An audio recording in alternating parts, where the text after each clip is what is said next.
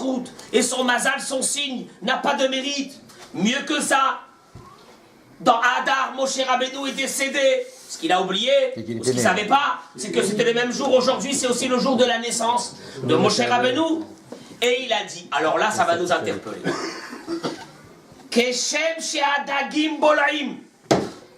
Comme les poissons avalent les autres poissons, ani boleya otam. Je vais les avaler. Tiens, on est revenu aux poissons. Amarlo Akadosh Baruch. Akadosh Baruch il lui a dit, Racha, dagim pe'amim niflaim.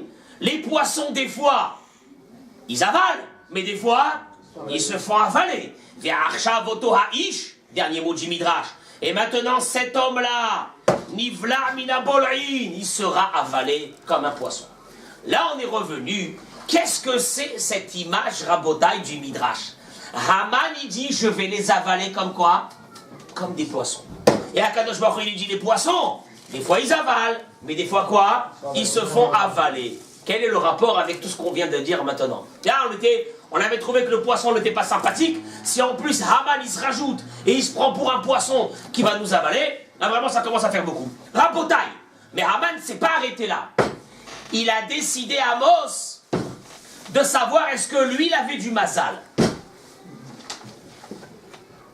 Et il a pris les dés. J'en ai amené 3 ici. Parce que le Midrash Talpiot il dit qu'il a pris 3 dés. Et je ne vous dis pas combien de mal que j'ai eu pour avoir ces dés. Parce que j'en ai pas à la maison.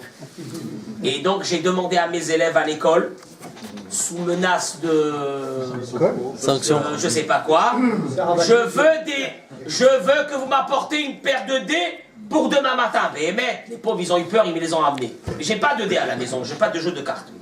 Alors, le Midrash il dit, écoutez bien Rabotai, il a pris le premier dé, il a lancé, c'est tombé sur le chiffre 1. Bon, ça va. Il a pris le deuxième dé, Midrash Talpiot. Chiffre 3. Amos, il commence à kiffer, il dit, voilà, là, on est... faut y aller à la soirée du poker. Voilà le rapport avec le poker. Troisième dé, 3. 1, 3, 3. Moi, ce que je ne savais pas, j'ai appris maintenant, en prenant les dés cette semaine, c'est que l'autre... Alors, qu'est-ce qu'il a dit, lui?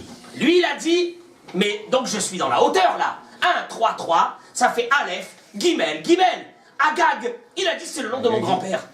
Haman ben Hamedata ha-Agagi. Mais le Midrash, il dit, il a oublié un petit détail. C'est le verso de ces dés. Hein? C'est quoi l'autre côté? Le 1. Mais mec, vous savez ça. Pélé, c'est la première fois que j'ai vu ça. Le contraire, hein, l'autre côté de 3, c'est combien? 4. Non, 4, c'est ça, 4. Non, 4. Attendez une seconde. 3, de l'autre côté, c'est 4. Toujours, c'est 7. 4, pour celui qui organise le poker, vous devez savoir. 3, l'autre côté, c'est combien 4. Encore 4.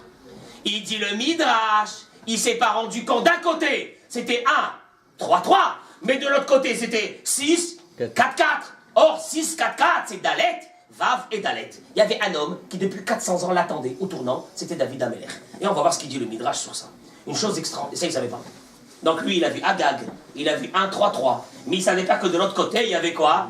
Il y avait 4, 6, 4 qui l'attendaient. C'était David Amelech.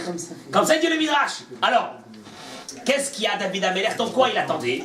Eh bien, regardez, c'est extraordinaire ce qu'il dit le Midrash. Dans Shochar Tov, dans Tehilim, il dit le Midrash, David Amelech a dit à Kadosh Baruch Hu, Zochreni Hashem birtzon ha'amecha. S'il te plaît, Hashem, souviens-toi de moi au moment où tu vas libérer quelque part le peuple d'Israël. C'est quoi ça? Souviens-toi de moi au moment où tu vas libérer le peuple d'Israël. Ça veut dire quoi? Il dit le Midrash. Et le Chida ramène. Rabotaille sur ça, une chose terrible. On a parlé de l'argent que David Amelech a donné pour le Beth Amikdash, vous vous rappelez? Oui. David Amelech a donné 10 000 kikars d'argent. Il dit le Chida. Vous savez pourquoi il a donné? C'était pour le Beth Amikdash. Mais pourquoi il les a donnés? Il dit le Chida. Il a préparé pour venir en contrepartie des 10 000 pièces qu'allait donner Haman pour acheter le peuple d'Israël et pour leur enlever la force. Comme ça, il dit le Chida. Alors regardez qu'est-ce qu'il dit le Midrash. Amar David lifnei Akadosh Baruch Hu. David a dit à Hachem, Ribolo shel haolam, maître du monde. Zochreni Hachem birtzon amecha. Souviens-toi de moi au moment où c'est qu'il va y avoir quelque chose. Quoi? Besha'a shetarase Teshua le Israël. Le Midrash Rabbah dans Esther. Au moment où tu vas faire une libération au peuple d'Israël, à Yedé Mordechai et Esther, 400 ans avant, David Améler savait qu'il va y avoir Mordechai et Esther. Et il dit, s'il te plaît, à ce moment-là, souviens-toi de moi. Bécha'a chez Bikesh, il continue les Midrash et il dit à Hachem, au moment où c'est que Haman voudra détruire le Ham Israël, Veshakal Aseret Alafim Kikar Kesef, et qui va mettre donc dans les caisses du roi 10 000 pièces en argent. À Botaï, David Améler a préparé et il a prié à Hachem que l'argent qu'il va donner va servir, lui, David Améler, il a donné 10 000 Kikar Kesef, ils vont servir à annuler la force des 10 000 Kikar Kesef que Haman va donner 400 ans après. Et donc, et la vérité c'est que Haman, le pauvre, il aurait dû retourner les dés, et il aurait dû trouver que de l'autre côté des dés, il y a quelque chose qui l'attend. Mais bon, il ne savait pas. Très bien. Ça c'est, en plus, une chose pour comprendre, peut-être l'un des minhagim qu'on a à Purim de jouer. Voilà, de jouer. C'est que derrière ce jeu-là était caché encore quelque chose d'autre. Très bien. Ah, Botaï, la vraie question.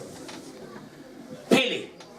Comment Haman n'a pas su, lui qui savait tout, il a su quand est-ce que telle personne est morte, telle personne est née, il a vu même que c'était le mois où c'est que Sarah aimait nous, tout il savait, tout il savait.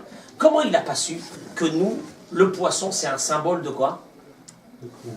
Hein? Autre chose? De Haïnara aussi. Ouais. Alors il faut. Mais d'où ça vient ça? D'où ça vient ça? Que le poisson c'est le symbole du Haïnara. D'où ça vient ça? Il ferme pas les yeux le poisson. Non, pas les Tunisiens. Avant les Tunisiens. Il ferme pas les yeux. Le ça aussi c'est vrai. Ça aussi c'est vrai. Mais d'où on le sait? Yaakov Avinu quand il a béni les enfants de Yosef, qu'est-ce qu'il leur a dit? Veidgou larov bekerev haaretz. Ils vont se multiplier. Veidgou qui vient du mot dagim. Veidgou larov bekerev haaretz. Ça veut dire que quoi? Au contraire, il aurait dû se méfier de ça.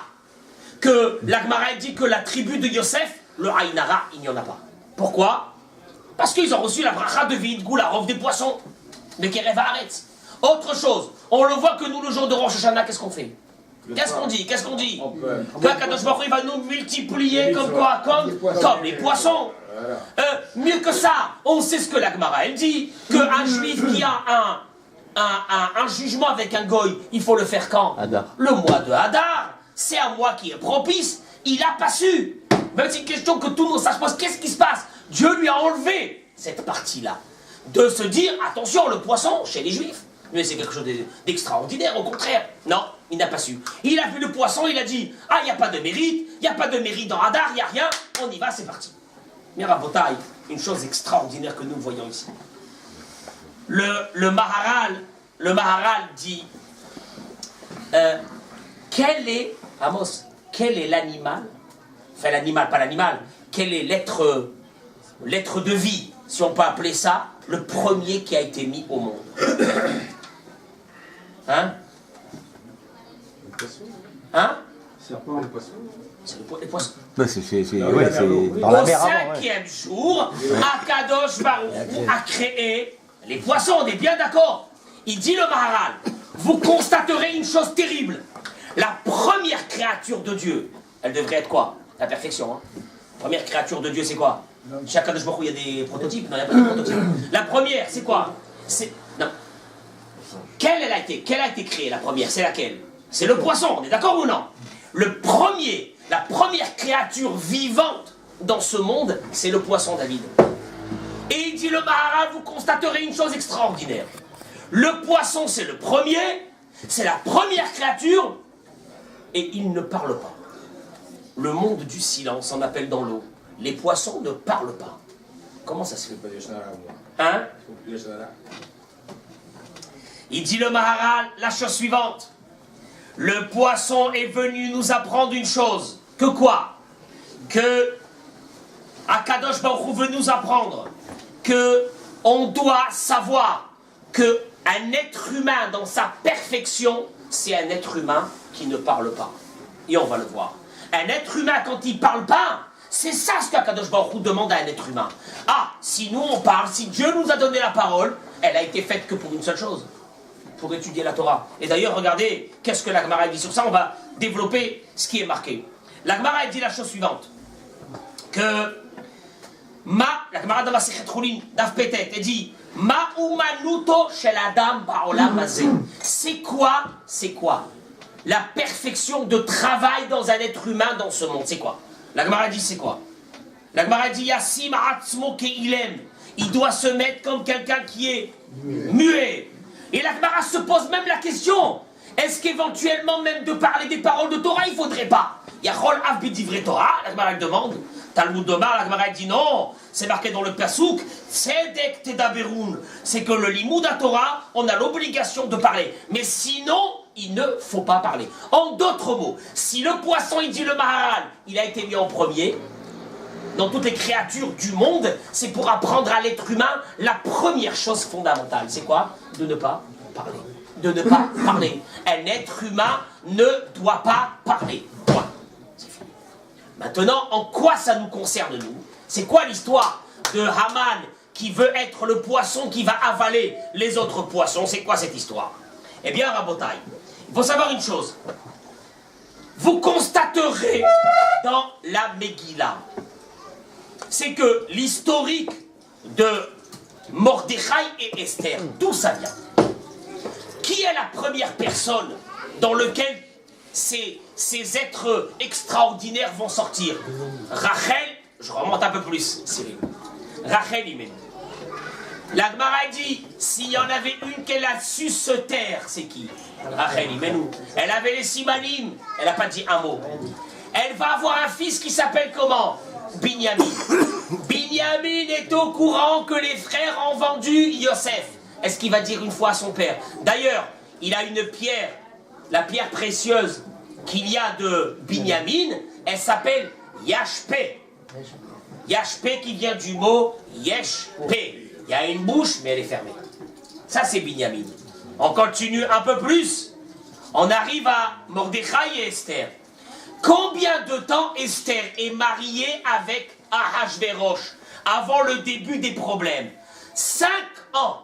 Et pourtant, qu'est-ce qui est marqué dans la Megillah? On va le voir, Bezrat Hashem, dans quelques jours. En Esther magedet et Hama et molata. Dites-moi, il y a une femme, est-ce que vous connaissez, vous, une femme, que pendant 5 ans, elle ne dira pas à son mari qu'elle est juive? Et si elle avait dit, qu'est-ce qui se serait passé? Haman, il l'aurait tué. Haman aurait tout fait pour qu'elle disparaisse. Donc, ce qui veut dire que quoi? Que il y a une force qui s'appelle celle du poisson, qui est quoi? Le silence. Qui est le silence. S'il n'y avait pas eu ce silence, mais Vadaï qu'on ne serait pas là aujourd'hui. Ça aurait été la catastrophe. Ce qui veut dire 2 choses qu'on devrait peut-être apprendre de la paracha et de l'histoire qu'il y a ici. C'est que toute la Megillah, elle est cachée. Le miracle, il est caché. On ne sait pas où est Dieu. On ne le voit pas. Il n'y a pas son nom dans la Megillah. Il n'y a rien. Il y a des personnes qui se taisent. Comme les poissons. Il y a l'histoire, le miracle est caché. Comme les poissons. Le Kliyakar, il dit, le seul animal qui n'a pas de nom dans les espèces. Il n'a pas de nom dans les espèces dans la Torah. Il n'y a pas de nom dans la Torah des espèces. Le mouton, saumon, ça a été donné par des pêcheurs. Dans la Torah, ça n'existe pas. Il n'y a pas. Il n'y a pas. Dans les animaux de la mer, il n'y a pas, ils sont cachés. Il n'existe pas de nom. Il n'y a pas un seul poisson qui a un nom dans la Torah. Tout est caché. Tout est caché. Haman, lui, il est venu avec une idée. C'est un poisson, il veut nous avaler à nous. Parce qu'il savait que le Ham Israël était dans la faiblesse. Mais il va se passer une chose extraordinaire. C'est que l'être humain va se retrouver dans un moment où c'est que le symbole du poisson va être chez qui? Chez Mordechai et chez Esther. Ce silence, cet environnement complètement opaque, fermé, caché. En d'autres mots, Rabotai, Akadosh Baruch Hu, il se trouve avec ceux qui sont poursuivis. Comme on l'a vu tout à l'heure. Akadosh Baruch Hu se trouve, écoutez bien ce que je dis, ça c'est très très important. Akadosh Baruch Hu se trouve dans la réussite avec ceux qui ne parlent pas. Ceux qui ne disent rien. Ceux qui font leur vie sans raconter sans parler sur les autres, sans parler sur eux-mêmes, sans parler sur personne. C'est ceux-là qui vont réussir. L'histoire de la Megillah, elle a été quoi? Akadosh Baruch Hu, il est venu, il lui a dit, toi tu crois que tu vas les avaler comme des poissons, tu verras comment ils vont t'avaler comme des poissons. Ça veut dire quoi? Ça veut dire qu'en d'autres mots, le poisson jusqu'à maintenant l'a dénigré, mais le poisson il a une chose extraordinaire. Il nous a appris le silence, et il nous a appris qu'il est caché, qu'il n'existe pas, le Haïdara ne se trouve pas sur lui, il n'y a rien sur le poisson. Et c'est de là, des personnes qui sont complètement cachées, occultées, on ne sait pas c'est qui. Une histoire qu'on va lire dans la Megillah, on ne comprend même pas où est Dieu dans cette histoire. Akadosh Baruch Hu, il est avec nous, même dans les moments où on ne le voit pas. Mais à une condition, Rabotai, une condition, c'est que ne pas faire partie de ceux qui poursuivent. Faire partie de ceux peut-être qui sont poursuivis. Mais c'est pas grave, parce que Dieu est avec eux. Et deuxièmement, d'être toujours dans une idée qui est très importante. La réussite se trouve derrière le silence. La réussite ne se trouve pas quand on parle beaucoup. La réussite, elle se trouve quand les mots que nous disons sont des mots que pour la Torah, sont des mots que pour les mitzvot, sont des mots... Dieu a donné la Neshama, qui est Ruach Memalela. La parole qui parle, c'est quoi? C'est simplement pour des mots de Torah. Sinon, Akadosh Baruch Hu nous aurait laissé dans un monde de silence. Ça aurait été mieux. Un monde de silence. Le monde originel, c'est un monde de silence qu'Akadosh Baruch Hu a créé. Le premier animal qui a été créé, c'est un animal silencieux. Akadosh Baruch Hu te dit, au fait, aurais-tu resté comme ça? Je t'ai donné la parole que pourquoi? Je t'ai donné la parole pour la Torah. Mais cette parole-là, elle devient libératrice au moment où elle n'existe pas. C'est pas au moment où elle existe. Ah, j'aurais dû parler, j'aurais dû crier, j'aurais dû dire, j'aurais dû faire, j'aurais dû critiquer, j'aurais dû m'énerver, etc. C'est pas vrai. Akadosh Baruch Hu, il se trouve avec ceux-là qui sont dans le silence. Et derrière ce silence, Akadosh Baruch Hu est caché. En nous souhaitant, Be'ezrat Hashem, un Purim Sameach, des miracles. Akadosh Baruch Hu nous envoie des miracles. Amen. Amen.